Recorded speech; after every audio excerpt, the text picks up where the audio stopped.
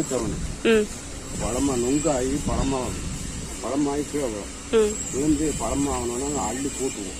3 மாசத்துல கிழங்கு புண்ணு சூடு பயிர் புண்ணு நாங்கள் வரும். சூடு நல்ல பொருள். 8 மாசத்துக்கு ஒரு வாட்டி தான் கிடைக்கும். 8 மாதம் 4 கூட 4 மாதம் 4 மாதம் கழிச்சு தொடங்குறது. ஒரு 8 மாதம்